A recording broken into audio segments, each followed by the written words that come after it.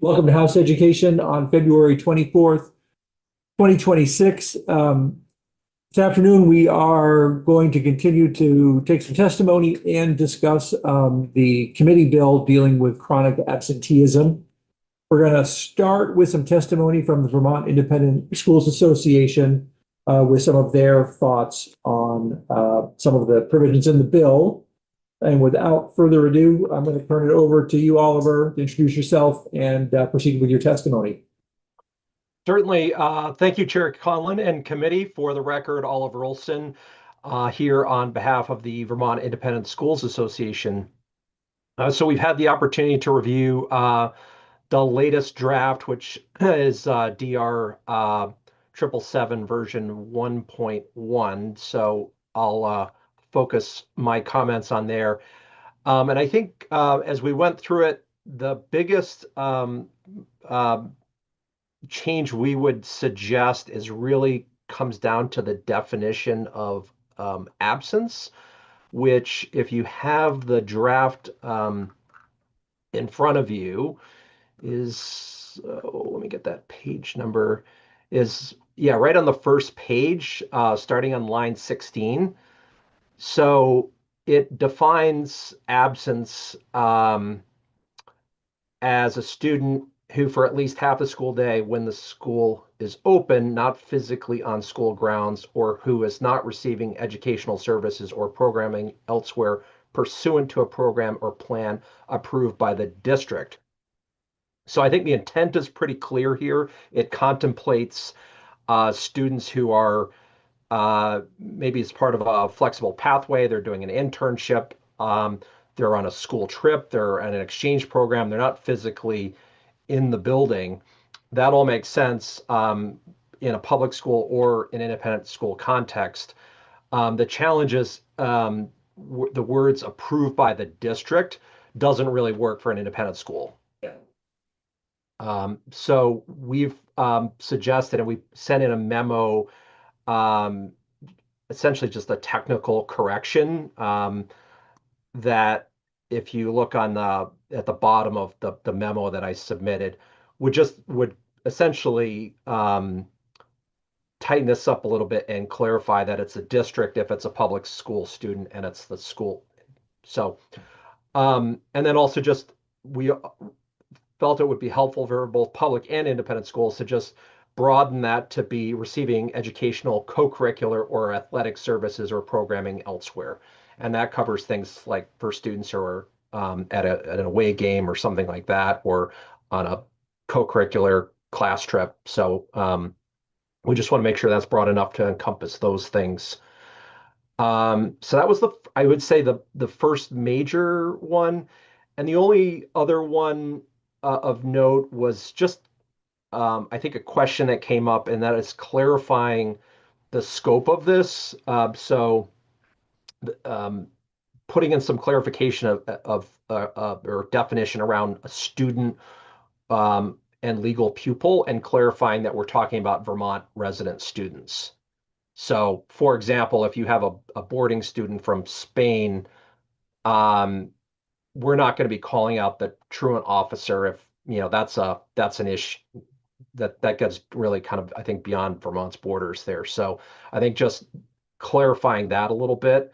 And then otherwise, the concept of a model policy, when we actually do get into absences and sort of delineating, between, the different types of absences and having a policy, the model policy approach generally we find works well. We went through that with the cell phone policy and the AOE, and that was a really collaborative process with the School Boards Association. I didn't see in here, I may have missed it, but it might be helpful just to do something similar to what you did last year with the cell phone policy and just say in consultation with the School Boards Association and probably I would assume the Principals Association and the Independent Schools Association. And that way, if there are details to be worked out with the AOE, everybody has an opportunity to provide input. It all comes out. And then the nice thing with a model policy is as things evolve, the AOE has the flexibility to adjust without having to go through a statutory change. Great. We had some other suggestions, which I thought I would just bounce off of you. Well, they really have to do with kind of how a district responds to chronic absenteeism. You know, sort of once things become, I guess, moved to truant, which probably doesn't pertain to independent schools because ultimately it's a district's sort of legal responsibility to follow up. But one was another comment, I'm not sure it's universally shared, was sort of removing our family is going off on a trip as an excused absence, making that an unexcused absence. You don't have to have an opinion on this, but I just thought I'd give you the opportunity to weigh in on that if you wanted to. I mean, I think typically the way these things are handled is that if there's a trip, that there would be an expectation of an educational component or the expectation the student is continuing their education. So I liken it to, well, think of the pages that, work in the State House. There's still an expectation that they are, continuing their studies and there are alternative arrangements made. So I think as long as and this gets back to the concept of having a plan. So if you're going to be taking off, there needs to be a plan to continue, that education as part of that trip, if in that example. That's actually a pretty interesting example. I think that be worth following up with the agency or somebody to sort of see where a page who's not in high school, who's in 8th grade, gone for 4 days a week, falls into this, how that would be part of it. Yeah. Okay, any questions from the committee about any of this? These are, I call them not surprising catches. I was also wondering about the applicability of state law to foreign students. Did discuss that. State students. Yeah. Well, it's not just independent schools, international kids too, right? I mean, they're everywhere. Yeah, true. It's from another state. Exactly. Yeah. Yeah. It's not just international, it's other states. And we certainly have a lot of cross-border students going, both ways. Yeah. But I think it's just mainly just making sure that we're modernizing the concept of absence, because so much education happens outside the traditional classroom, and particularly with when you start getting into a therapeutic school environment, there's a lot of different modalities for how those services are delivered. Yeah. So Yeah, go ahead. I'll just quickly say, I totally understand your, this is Emily, by the way, Oliver, nice to see you. Good to see you. I understand I'm following it up, your language about expanding a little bit on the absence definition, where it says educational, co-curricular, athletic services or programming elsewhere. I'm just gonna say I come from the side of less is more in statute, and I worry about adding, and I'm not saying that this is a problem, but I worry about adding those, and once we've added those, we start to have other people say, wait, why isn't something that I'm not thinking of right now on that list? So I looked back at the language, and I think in my mind, most of those things would be covered under the language that was in there, but I could be convinced either way. I just tend to not like lists of things in statute. I think, Representative Long, what you're suggesting is we don't want to confine ourselves by putting out a list. Are we confining ourselves to things? And it's really more of a I think it's a really valid point. And I think we're both trying to say the same thing, which is here are examples, but it's not necessarily all encompassing. And I think the original language just said educational, and somebody And could for say programming, it says educational Yep. services or program. Yep. That's why I was hoping that language might cover all of those. How's that programming refers to educational? that- Sometimes a comma makes a big difference. Exactly, and I was not a good enough English student to be able to interpret this and say which way or the other So I think maybe just being clear about the intent of programming. Because if we all mean programming to be broad, then that's great. But the rest of the sentence is the important part, I think, which is pursuant to a program or plan approved by the district. Yep. Right. And we'll have legislative counsel in here Yeah. momentarily Yeah. that bounce all these, what ifs off of. Appreciate the intent. Yeah. Yes, yeah, I think, yeah. And that's, to your point, Representative Long, it's all about, it's the school or the school district approving it. Okay, great. Oliver, I know you made quick work to be here today, and I really appreciate it Yep. as we try to, deal with the spill. Thank you very much. Excellent. Thank you so much. Take care. Thanks. All right, so when legislative council comes in, we'll kind of walk through what we have again quickly. Bring up some of the comments that we've heard. What concerns or what do people need to know? So maybe almost going to make another thing very clear. I'm not going to present this on the floor, so it's good that everybody understands it, because maybe I'll just pick somebody randomly.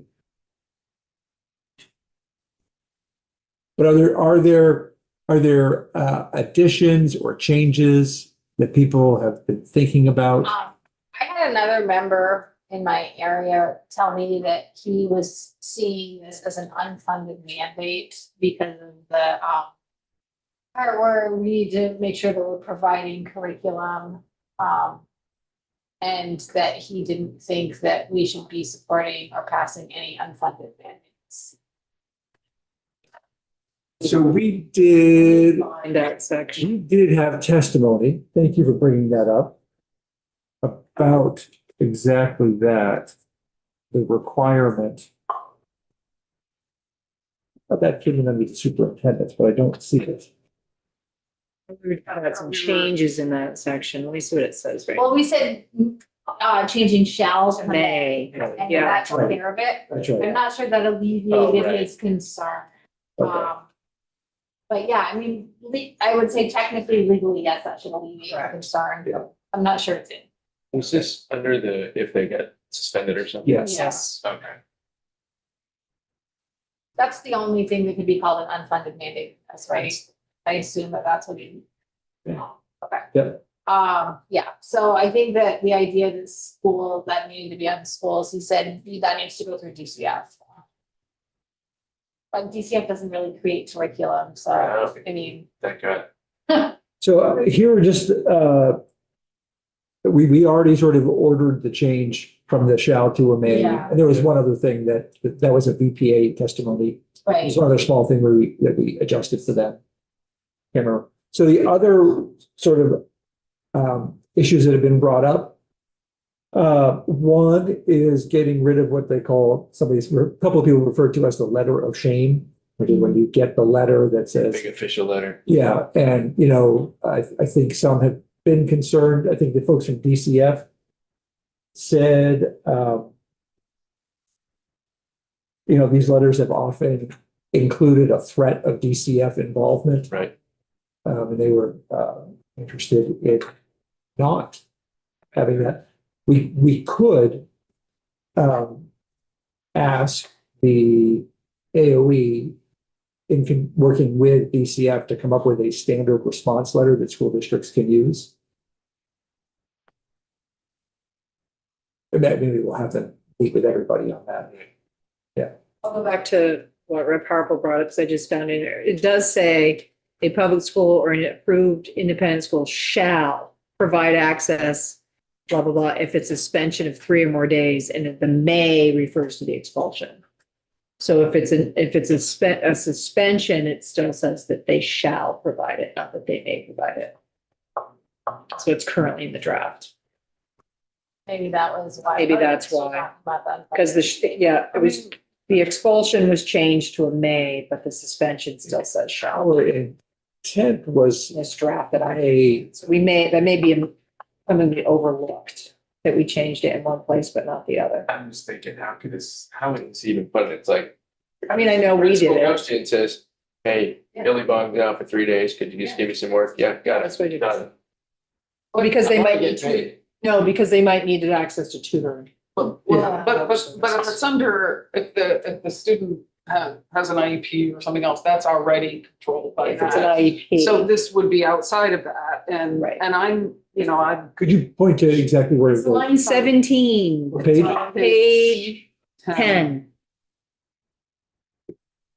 Because tutoring is, If you have to pay for a tutor to go or alternate, yeah. Yeah, so I think this That is may be yeah. what your person is referring to. I would expect teachers to give Yeah. students who are missing, the assignments that they. Generally, need. we do, but But tutoring should usually be given when a student is on IEP or something like that. not necessarily though. I'm not saying Right, totally, but right, the tutoring part is where I would. The other part is that, if it's, if they're out of the class, it may not be so easy to just print off a copy of what you're doing. Sometimes you have to create a whole new lesson, a whole new plan. an alternative to what Right. you're doing with the class. Yeah. Well, maybe this would be a good time to have legislative council join us to answer our what if questions. And while she's joining, the whole point that Oliver brought up about our pages here. They must have, A plan in yeah, place, 'cause they they're certainly, they're doing their homework down there. they certainly are doing their work. Yeah. I don't know if it's just printing stuff off, or would they do something completely different for, there's only one kid usually in the school. Welcome. Hello. So just a few questions, some of which have to do with core memories. So, well, first of all, we just had some testimony from the Independent Schools Association.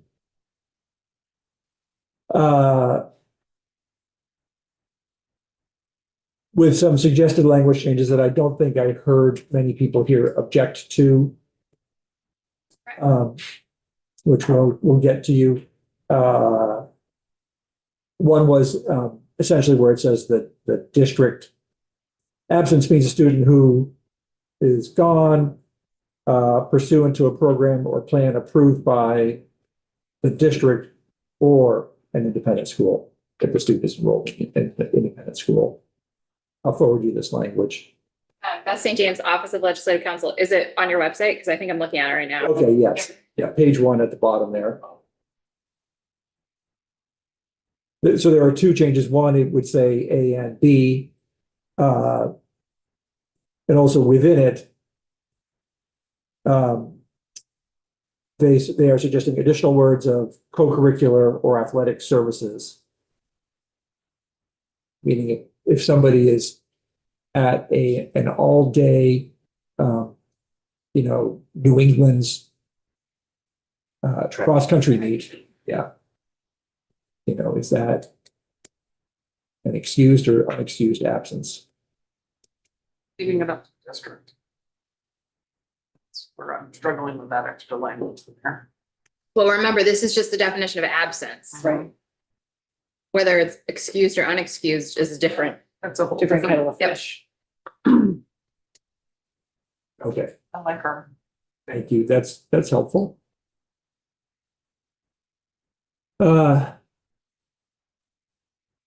And then, so the, what if it was brought up, we've got pages who are in 8th grade who are here 4 days a week.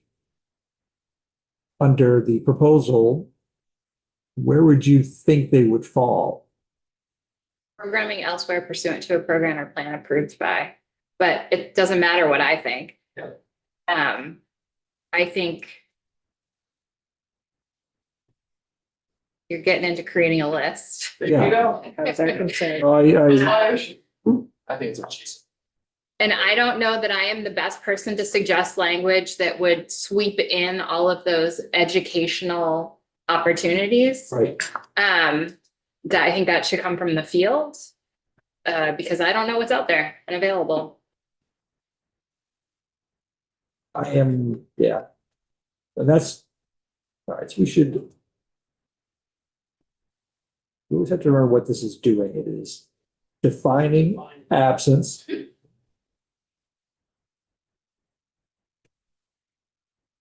And chronic absenteeism. And then excused absence.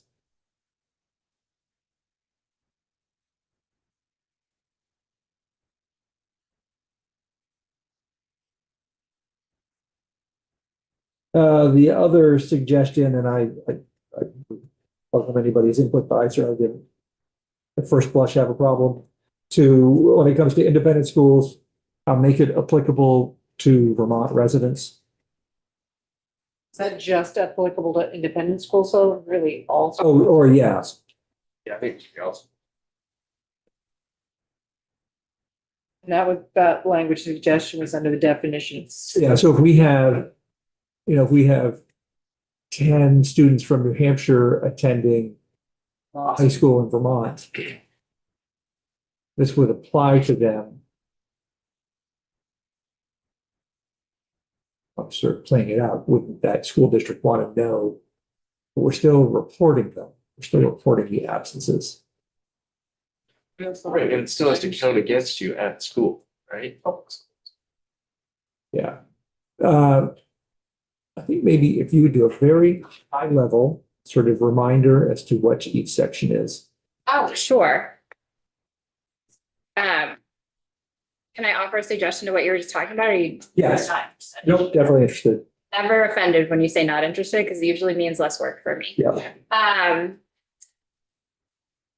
You could certainly limit this to being applicable only to Vermont students. And if you are concerned about making sure there are report backs for out-of-state students who were supposed to be in school and aren't, you can just put in some language that says, for students who are not residents of the state of Vermont, but attend a school in Vermont, school board or whatever shall develop some sort of agreement with the sending districts for attendance reporting, or whatever. I'd be shocked if that isn't already happening, especially if they're Right. on public tuition from another state, right? But you can make that up. Okay. Students attend our schools, as exchange students from other places, other countries, so it's not. Yeah, there's foreign students. What I'm trying to say is, he was talking about the students who are coming from another country, that was what his example was in Spain. Yeah. And I'm just saying, public schools have that too. Right. Yeah, definitely. But he also, I think, was sweeping in at the same time, kids from Massachusetts who might be boarding students and, whatever. School. But I wouldn't wanna eliminate I would wanna make sure students who are here for a year or a semester in a public school would better be recorded as well, right? Make sure they're taking care of our students. All of them. All right, let's do a quick high level Okay. walkthrough again.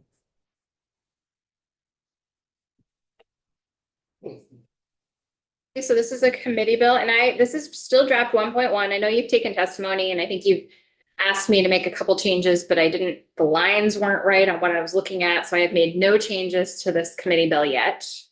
But I have my pink pen today, so I will be leaving with edits. And just sort of, So when you said, we did give you the initial sort of 2 small changes suggested by VPA, had those been made? no, because the lines that were. Okay. All right, so the draft we are looking at is the original draft. Yes, and when I reached out to get clarity, I think we had a meeting of the minds that I'm gonna be back here eventually, and we'll just take care of them then. So no, this is the language as introduced by AOE.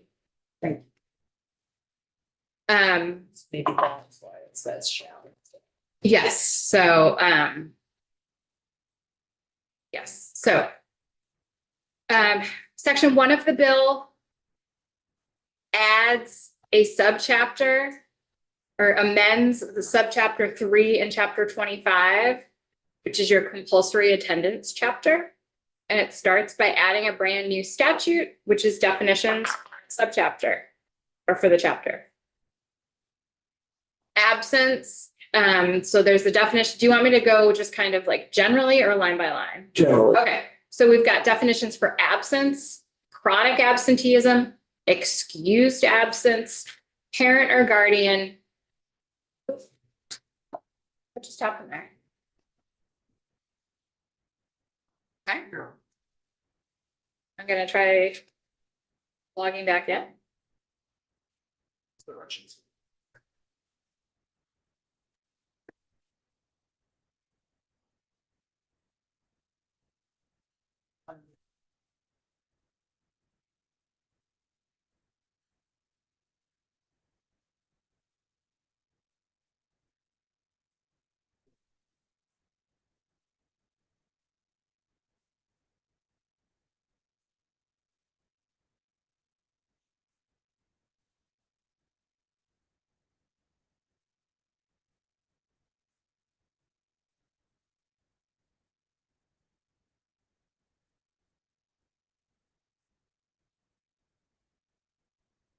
Matt, can you turn on sharing? Should be able to. Okay. There we go. Okay.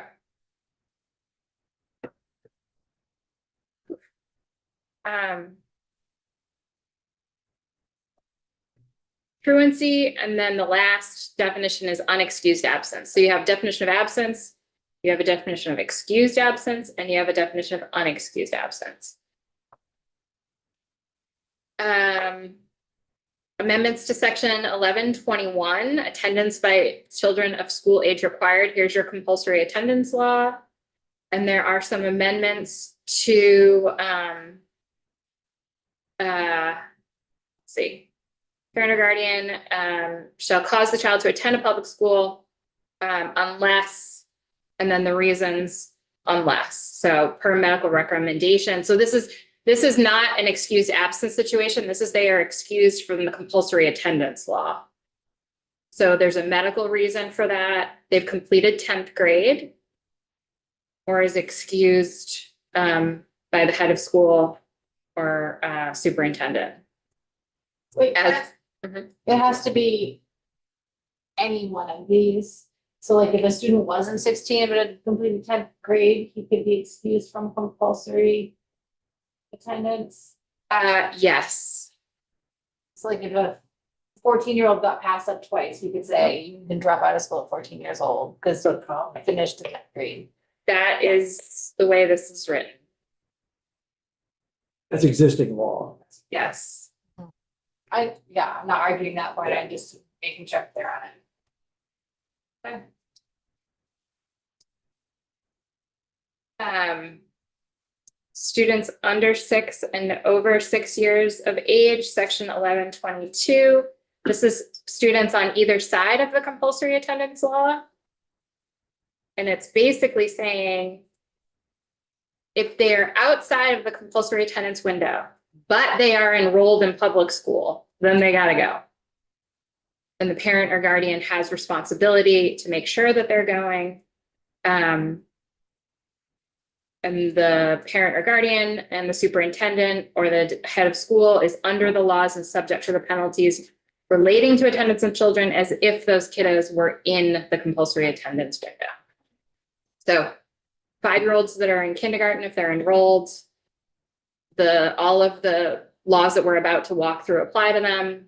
17, 18, if they are actually enrolled in school, all of the attendance laws apply to them. But if they're not enrolled, they don't have to be. Okay, school absence may be excused.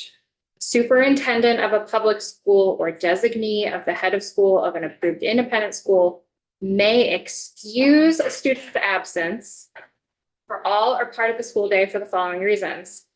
And here's, why is it? Yeah, maybe I stop sharing my screen so that it's, All right. all right.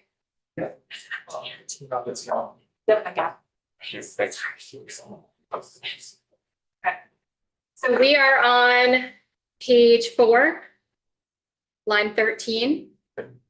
We're going to jump to line 18. This is the list from the reasons for which a superintendent or head of school may excuse an absence. So physical, you can see this is all new law.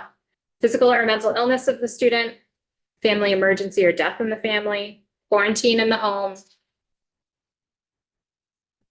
Zoom is really having fun with me today. Just gonna leave.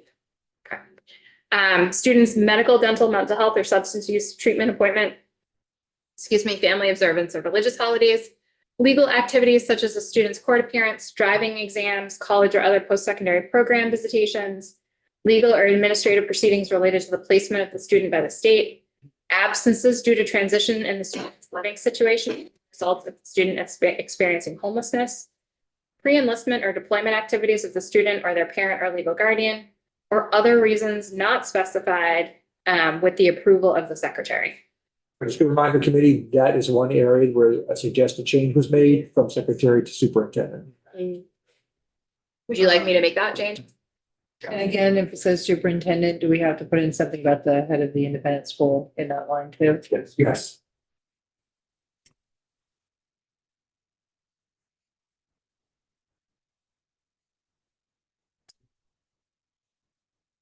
Do you want there to be an option for designee, or do you want it to be just those two folks? Good question. Probably should go with designee.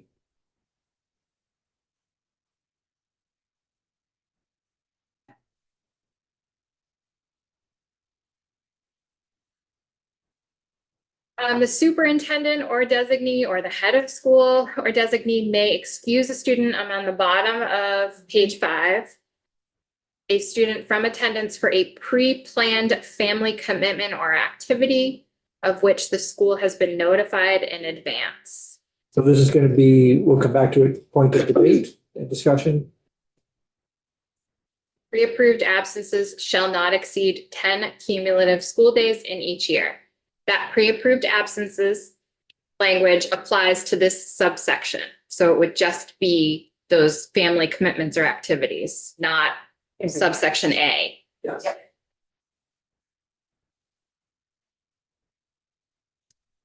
I'm on page 6 now, line 1. The superintendent or head of school may request justification for an absence. Still on page 6, line 3, section 1124, response to chronic absenteeism. This is brand new law. So I don't know that I can summarize this. So to minimize each student's loss of educational and developmental opportunities, and to ensure equity in the treatment of absenteeism and truancy for all students and families, the school district is required to adopt a policy related to prevention and response to chronic absenteeism and truancy. And that policy is required to be at least as stringent as the model policy developed by the agency. One change I might suggest is that you have the model policy come first in the statute, so it flows a little better. Can I make that change? Yes, and that the agency work in conjunction with the Superintendent Association, School Board Association, Principal Association, and the Vermont Independent School Association.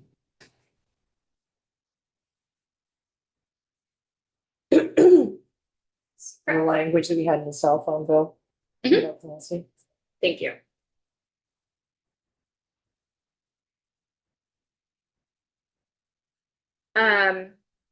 The policy has to be consistent with the definitions in this chapter, and the superintendent or head of school is required to ensure that data on student absences is collected and recorded in accordance with AOE requirements. I'm on line 16 on page 6.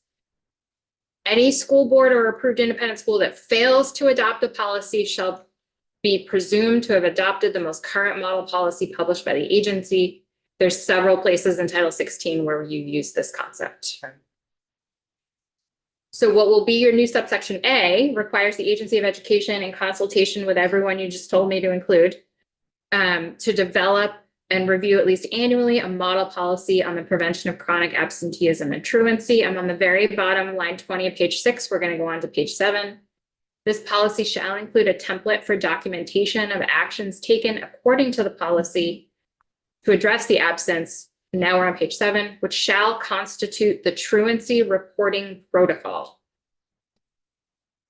Each SU, SD, or approved independent schools policy shall meet or exceed requirements specified in the Agency of Education's model policy. Okay, so in B, the policy shall include a template for documentation of actions taken according to the policy to address the absence, which shall constitute the truancy reporting protocol. So there's a lot in that sentence. But we've had one request, and I think it was a very thoughtful one, to say that like the letter that goes home should be standardized, so that not every district's doing it the same. Would that fall under that? This is, I think, ultimately going to, my ability to answer questions around this is based solely on the limited conversations I've had with AOE who drafted this language. I believe that is what is meant by that this policy would require, what's the right word? Consistency in the documentation related to absences and truancy. Okay. And that that document that is based on the policy of all of those, what did I say? Actions taken, the truancy reporting protocol. I think you can call this whatever you want. I find that confusing. Protocol to me is a series of steps that you're taking. The way I read this is that it's a document. It would be the document with all of the actions you've taken. I think it's a semantic, if it makes sense to the field, if that is a term that the field is using, that is great. As someone who is not steeped in this area of school governance or education policy, I found that confusing, but again, it doesn't really matter what I think, and it matters what the people who are using the law think. But I believe that the point behind this language was to provide consistency on how absences are documented. So I would say maybe after the word protocol, adding in something like including standard correspondence to parents and caregivers, or whatever the terminologies are supposed to use, parents and guardians.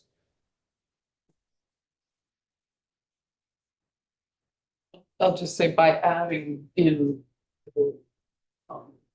these, as we call them, and these to work on this. You know, there'll be that feedback. Yeah. In the loop. Yeah. But I really I think we need to be specific about that. Yeah, and so just to be clear, we said in consultation with, and that means in developing all of this. The policy. Yes. Um, And protocol Well, the stuff. policy is required to include a template That's for right. documentation. So I think it would be wrapped up into the policy development. Great. And I guess the word template is what keeps stopping me. Oh. It's a template for actions, a template for documentation of actions. And I'm not sure it addresses specifically what that actual letter. So I think this would be a question for AOE Right. and what their intent is. And again, if you're interested in that, it's really your choice. I don't know that the new policy is going to require a letter home. That's an assumption you're all making about the policy. Right. May not be a letter home. I don't know. I don't know. I don't know what is contemplated. My understanding is that this new policy and the template is meant to be everything that school districts are doing with consistency. And so that might be an open question for you all. Is there still documentation going home? Is that something that's going to get fleshed out in the policy and you don't know yet? They may come in and say, no, it's our intent to have people doing whatever they're continuing to do. And then I'll need to understand what people are continuing to do in order to build that in. Or we just sort of say, y'all got to work together, and then we can assume that the conversation will take place where somebody from one group's going to say, well, what about the letter home? And they can have a conversation about it. So, kind of seems like that's all there once we require that they do this in consultation with the field. Let's see. Where's the policy? So AOE is required to adopt and publish the model policy on or before July 1, 2027. So you could require a report back that legislative session with updates on the model policy if you're interested in it. Let's throw that in there. Do a July 15th deadline. Or do you want updates while you're still in session? Oh, before right, this is, has to be by, Next July. oh, yeah, then, yeah. During the session. March 15th.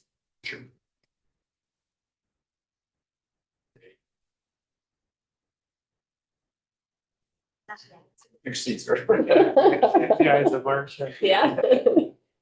Auspicious.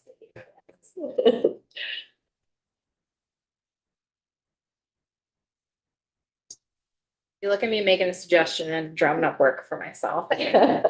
We like it. It's the cost of being diligent. Okay.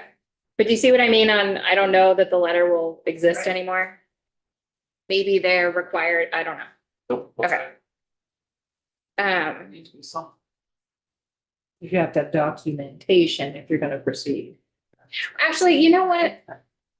Let me, maybe you should have said I'm really I'm diligent because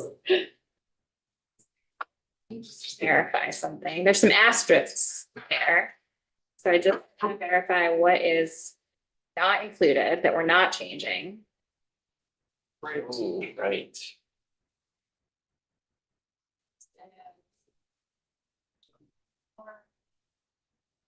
So that's all brand new law. So there's nothing there that we're missing. 1125. Oh, 1125 is about truant officers. So 1126. Okay, so now we're getting into notice. We're on page 7, line 6. When a student who's in the compulsory attendance window or enrolled in school and on either side of the compulsory attendance window fails to enter school at the beginning of the year, or if they are enrolled, they accumulate 20 or more, I'm on page 7, line 11, 20 or more unexcused absences within the same school year or within the last 175 consecutive student attendance days. So one whole school year or straddling 2. And then the next language is just about the students on either side. Which basically says if they're enrolled, they're also subject to that. Yes. Yep. The principal is required to notify the superintendent. Then for Vermont residents, students, the head of school of an approved independent school shall notify the superintendent of the student's district of residence. Upon review of the truancy reporting protocol, superintendent shall, I'm on page 11, line 1, if warranted, notify the truant officer and centralized intake of DCF. So Oliver brought up, wanted to keep it limited to Vermont residents. Seems like that's starting on line 19. It says for Vermont resident students. That's, So that says Vermont resident student. Yes. Thank you. yes, but I think this is only applicable for, right now as drafted for independent schools. It Yeah. doesn't say, do you want me to add, make it applicable to all schools that if they're only looking at Vermont resident students? No? Okay. And is this only applicable to this section about the 20 or more? This is how you determine whether someone is chronically absentee. Right.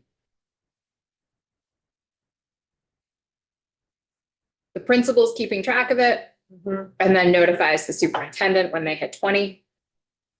I'm sure there has been notification prior to that.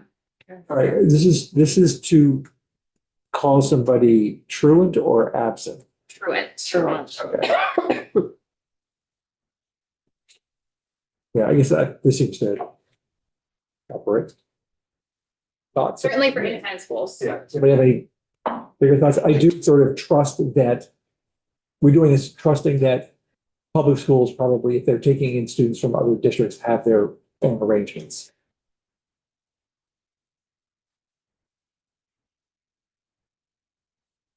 I have more. No, I have more. You want to move on? Yeah, Okay. I'm just, if she says, do you want to move on? I say yes, and you guys don't want to, just say, no, I'm not ready yet.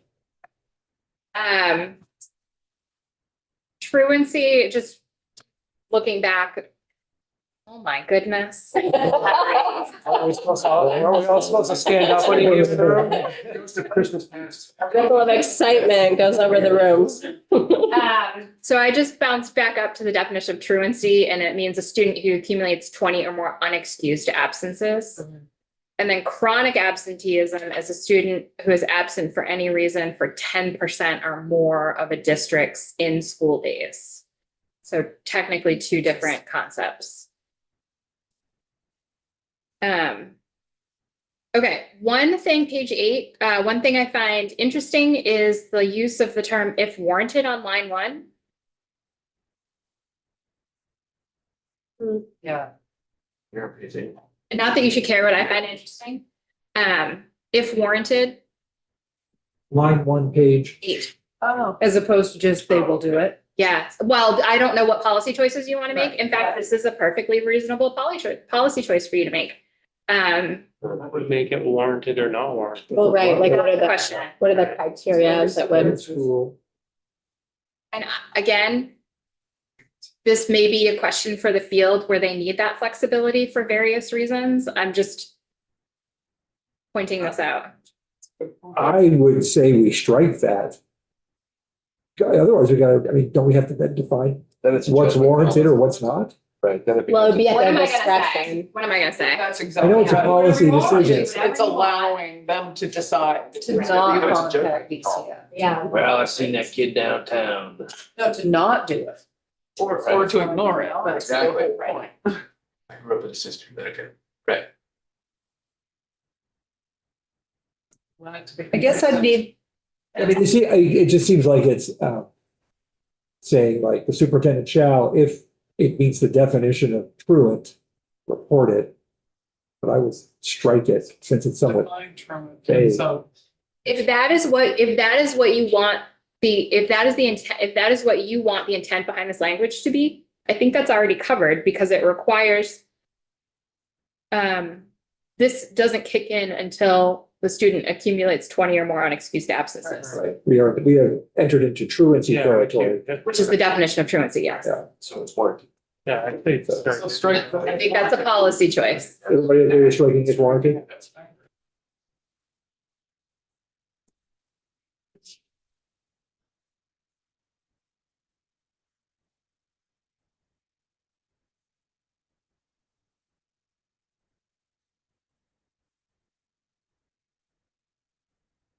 when we talk about the emergency and then notifying emergency services, DCF, is that mandated reporting anyways?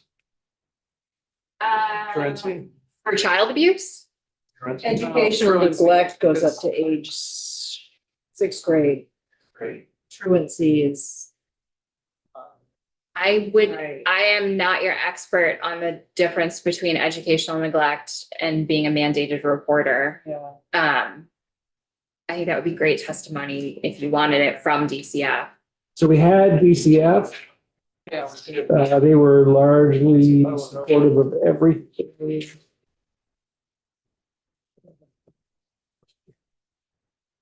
Say, and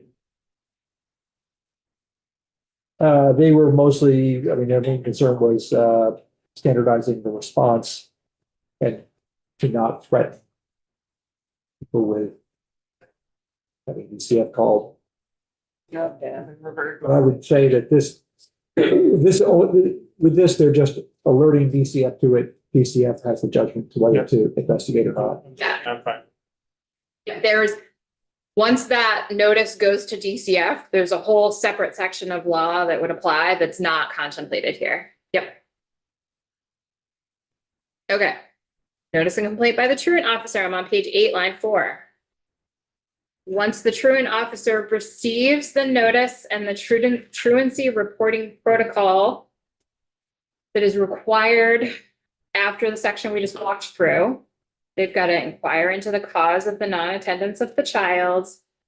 If the truant officer finds that the child's absences are not excusable under the law that's created in this subchapter, then the truant officer is required to give written notice to the parent or guardian that they must comply with this chapter. Gotta send your kid to school. So I think this is what people have referred to as the letter of shame. Okay. And so can we work in some sort of language that says that that written notice is based on the protocol developed? Interesting. Okay. Everyone's kind of the same. Why don't you just, what about requiring the policy to also come up with a template letter That's what we were for talking an about. officer? Trying to get there. Okay, That'd be great. correct.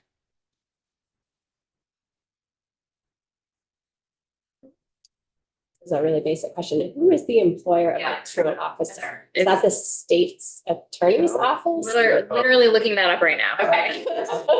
I think generally every school district has to appoint a truancy officer. Sheriff's Department. It's often the school resource officer in larger districts, otherwise it might be like the principal. Like that. Oh, okay. Sheriff's office, What's that? sheriff's, If they're appointed by the that's district. what I'm saying. Under 1125, which is a section that this bill makes no changes to, a school board is required annually to appoint one or more truant officers. And then there's a bunch of folks who qualify ex officio as truancy officers. Police, sheriffs, deputy sheriffs, constables, and police officers.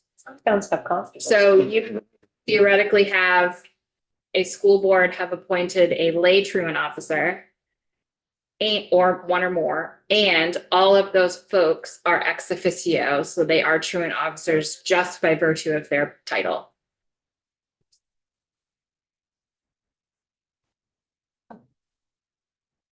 All the constables. And Might be. one permit. Yeah. Okay.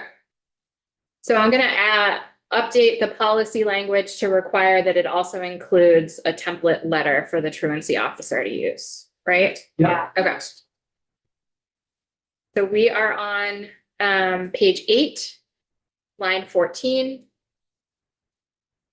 What happens if parent or guardian does not comply?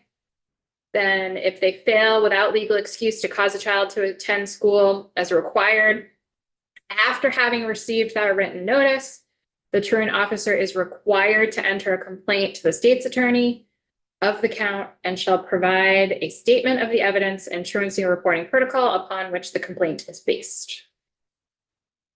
So this replaces, or everybody sees what's been crossed out, the sort of like mandatory $1,000 fine. Right, Mhm. wow. And it also replaces what you see on page 9 of line 3.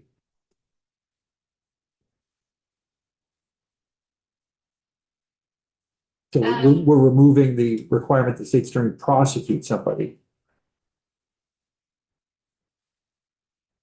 Well, Says they take legal action.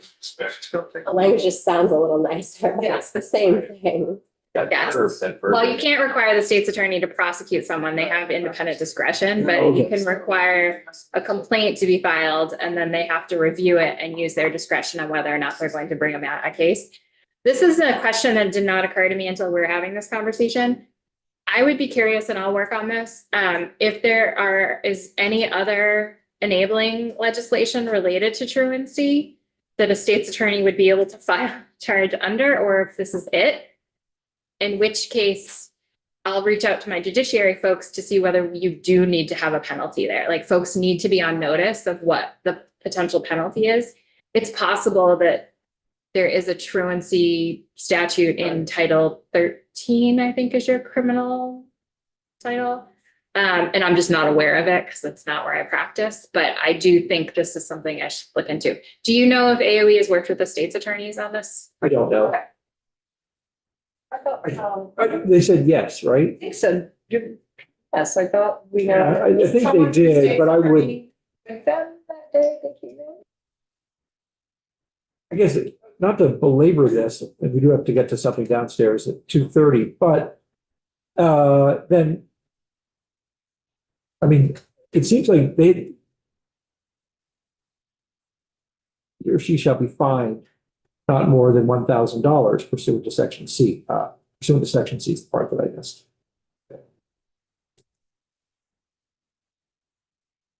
Yeah, so page 9, line 3, subsection C. The state's attorney is required to take legal action with respect to a parent or guardian who allows without legal cause for a child to continue to accumulate unexcused absences after contact by a truant officer.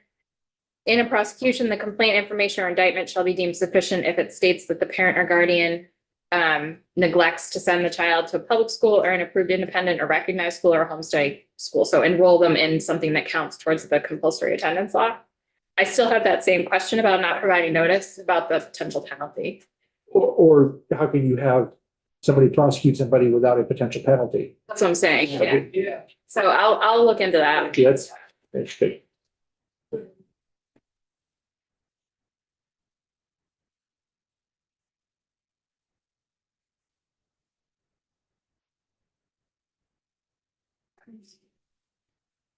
It could, I am not on the judiciary team. Right. So, And I will say, I don't know if you can reach out or if we should. Line 5, the state's attorney shall take legal action. This is really vague. If somebody says, well, what do you mean by legal action? I mean, I don't want to assume why those words were chosen. Is that something you could ask AOE's? Yeah, great. I can certainly ask AOE, and I will check with our judiciary team as well to see if they have any. I would assume and hope that it was so that a state attorney could use the breadth of options available, such as mediation or diversion or whatever it might be. But like I said, I don't want to assume anything here. I'm on page 9, line 14, legal pupil taken to school, non-resident child. This language, the recommendation here is to repeal this entire statute. And this allows, I guess we should just read the language, the struck through language. A superintendent and the truant officer shall stop a child between the ages of 6 and 16 or a child on either side of that compulsory attendance window that is actually enrolled, found wherever found during school hours. Yeah. And then, take the child to school. Yeah, no, yeah. And then on page 10, line 1, a child of legal school age who is exempt from school attendance and who has not finished elementary school and is living in a district other than the place of legal residence shall, with the school board's approval, be admitted immediately to a school in the district where he or she is found. If the district is not admitted, if the child is not admitted to school, the immediate action shall be taken by truant officer to cause return of the child to the district of his or her residence. So Yeah, repealing all of that. Yeah. good idea. Catching kids off the streets. Of course, they finish with school. Section, I'm on page 10, line 8, section 1129, jurisdiction of non-residents. The only amendments here are to the language around parent or guardian instead of person having control of such pupil. Do we really ever control? No, not as a parent or a guardian. I don't know, I think my mother controlled me pretty well. So now we're in a brand new section of the bill. We're done with making amendments to the subchapter related to absences and truancy. We're in a whole separate section of the bill, an amendment to 1162, which is in the same chapter, but a different subchapter. Suspension or expulsion of students. This is where that language that you all added not too long ago about not suspending students 8 years and under. That's where this language lives in the statute. And this is brand new language that AOE is proposing to add. So a public school or an approved independent school shall provide access to alternative education, such as tutoring, instructional materials, and assignments to a student during any period of suspension of 3 or more days. And then they may provide access to alternative education, such as tutoring, instructional materials, and assignments to a student who has been expelled. Except that the school shall provide educational access to the extent otherwise required by law. Yeah. So line 17, change the shall to a may. I think the committee has agreed to that change.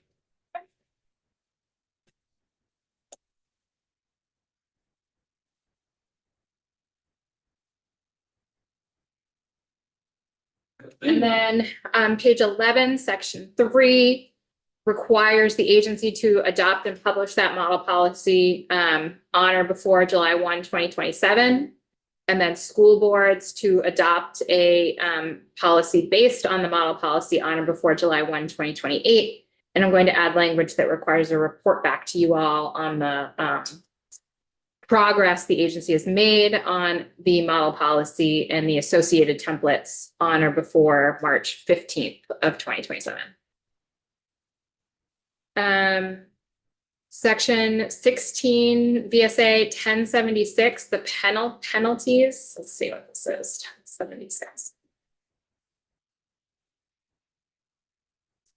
1076. So the recommendation here is to repeal the statute that says a superintendent or truant officer who fails to do their job shall be fined not more than $100. Yeah. A teacher who violates a provision of this chapter shall be fined not more than $25, nor less than $5. Yeah. All right, 5's good. Wow. The We did recommendation not build an inflator. later. Clearly not. So the recommendation is to repeal that statute. There's no recommendations to replace it with anything. And then the act would take effect on July 1, 2026, but you've got those different implementation dates built in for when those policies need to be adopted. And that's the whole bill.